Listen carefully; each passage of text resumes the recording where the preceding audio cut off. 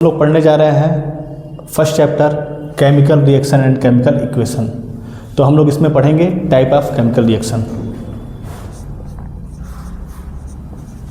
Type of chemical reaction, जिसमें पहला type है कॉम्बिनेशन रिएक्शन।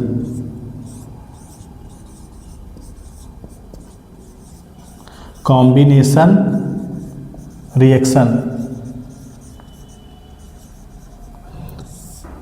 तो कॉम्बिनेशन रिएक्शन क्या होता है? देखिए, किसी भी केमिकल रिएक्शन में जब एक सिंगल प्रोडक्ट बनता है तब उस कंडीशन में हम उस रिएक्शन को कहते हैं कॉम्बिनेशन रिएक्शन। ठीक है, जैसे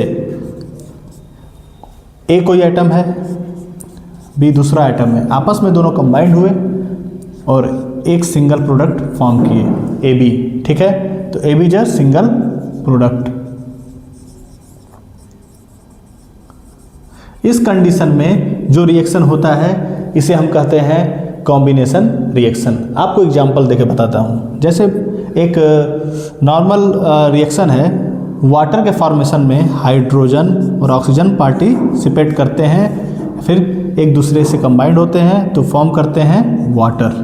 ठीक है, तो हाइड्रोजन और वाटर आपस में मिलके वाटर फॉर्म करते हैं। ठीक है, तो यहाँ आप देख रहे होंगे एक सिंगल प्रोडक्ट फॉर्म हो रहा है। इसको बैलेंस करते हैं, यहाँ ऑक्सीजन 1 है, यहाँ 2 है, तो यहाँ 2 कर देते हैं। अब ये हाइड्रोजन 4 हो गया तो इसको 4 कर देते हैं। तो ये हो गया आपका कॉम्बिनेशन रिएक्शन। ठीक, दूसरा, तो अब दूसरा केमिकल रिएक्शन डीकम्पोजिशन रिएक्शन।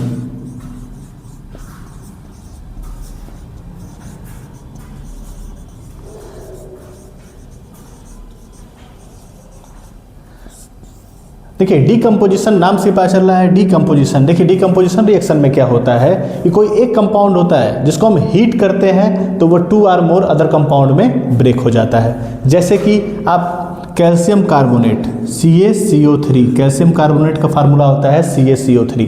जब इसको हम हीट करते हैं तो ये ब्रेक हो जाता है। किसमें ब्रेक होता है? कैल्शियम एक ऑक्सीजन कैरी कर लेता है तो CaO बनाता है, और जब एक ऑक्सीजन कैल्शियम के साथ चला गया तो क्या बचा? CO2, तो बना देगा कार्बन डाइऑक्साइड। अब देखिए, कैल्शियम कार्बोनेट, इसे क्या कहेंगे? कैल्शियम कार्बोनेट, और इसे क्या कहेंगे? Quick lime. क्या बनता है? Quick lime. और ये क्या है? Carbon dioxide. ठीक, और ये है कैल्शियम कार्बोनेट। इसे ही हम चाक भी कहते हैं। चाक का भी ये फार्मूला होता है। तो हमने कैल्शियम कार्बोनेट को हीट किया और ब्रेक हो गया ये किसमें? कैल्शियम ऑक्साइड और कार्बन डाइऑक्साइड में। अब तीसरा टाइप है डिस्प्लेसमेंट रिएक्शन।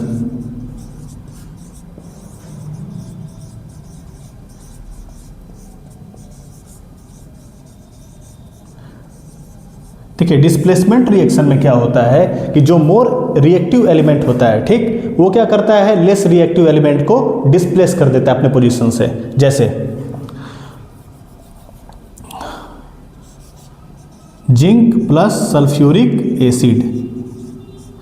जिंक मेटल का एसिड से रिएक्शन जब कराते हैं तो जिंक जो है वो SO4 के साथ मिलकर बना लेता है ZnSO4, और बचता क्या है? हाइड्रोजन। तो इस जगह पे आप देख रहे हैं कि जिंक हाइड्रोजन को यहाँ से डिस्प्लेस करके क्या बना दे रहा है? जिंक सल्फेट, जो कि एक साल्ट है।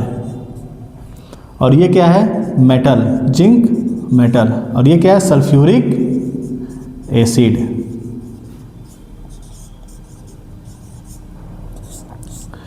तो डिस्प्लेसमेंट में देखा आपने, जिंक सल्फ्यूरिक एसिड के साथ रिएक्शन करके जिंक सल्फेट और हाइड्रोजन गैस बनाता है। ठीक, तो अब है चौथा double displacement reaction. Double displacement reaction में दोनों आयन का एक्सचेंज होता है। जैसे देखिए, एसिड बेस का एक रिएक्शन है HCl प्लस NaOH। इसमें हम ये देख रहे हैं कि हाइड्रोजन क्या करेगा, OH के साथ अलग होके वाटर बना लेगा, H2O बना लिया, ठीक है। बाकी क्या बचा, सोडियम और क्लोरीन। तो सोडियम क्लोरीन के साथ मिलके क्या बना लेगा, NaCl। तो यहाँ पर आयन का एक्सचेंज हुआ। यहाँ पर देखिए हाइड्रोजन OH के साथ मिलके H2O बना लिया और सोडियम क्लोरीन के साथ मिलके सोडियम क्लोराइड बना लिया, ठीक है। इसका क्या नाम है, सोडियम क्लोराइड, और ये क्या है, वाटर। इसे कहते हैं हाइड्रो क्लोरिक एसिड, और ये है सोडियम हाइड्रोक्साइड। इसी को हम कहते हैं कास्टिक सोडा भी, कास्टिक सोडा।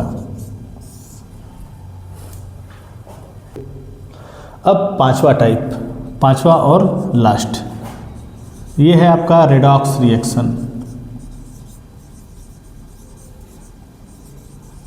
ऐसा रिएक्शन जिसमें ऑक्सीडेशन और रिडक्शन दोनों होता है, ऐसे रिएक्शन को कहते हैं हम रेडॉक्स रिएक्शन, ठीक है।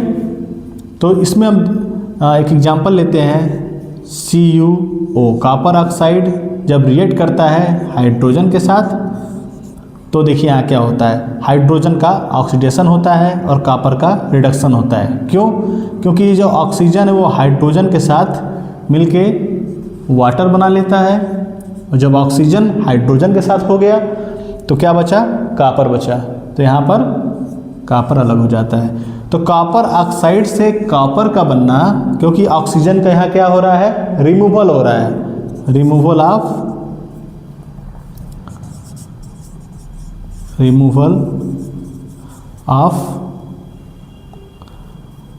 ऑक्सीजन, तो ये हो जाएगा आपका रिडक्शन। और यहाँ क्या हो रहा है, एडिशन ऑफ ऑक्सीजन।